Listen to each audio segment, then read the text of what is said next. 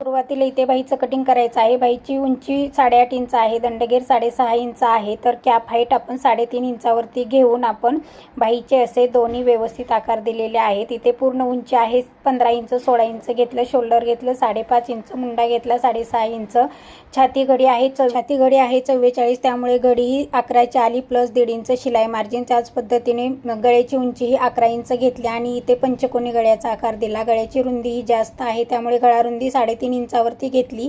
इथे back side तयार झाली, ती जशी आहे तशी पुढील कपड्यावरती ठेवली आणि पुढील उंचीमध्ये आपण 1 इंच वाढवून घेतलेला आहे। पुढील गळा पानगळा टाकलेला आहे, पुढील मुंड्याचा आकार दिलेला आहे आणि इकडे साईडला आपण वाढवून घेतलेला आहे नेहमीप्रमाणे। आणि प्रिन्सेस कटचा टक्स हा आडवा 5.25 इंच आणि उंचीला 5 इंच असा घेऊन व्यवस्थित प्रिन्सेस कटचा आकार दिलेला आहे। पुढे पानगळा कट केला, मुंडा कट केला, जसं आखला आहे तसं व्यवस्थित कट केलेला आहे। इथे बघा पानगळा खूप सुंदर आलेला आहे। अशा पद्धतीने आपले परफेक्ट कटिंग झालेलं आहे। धन्यवाद।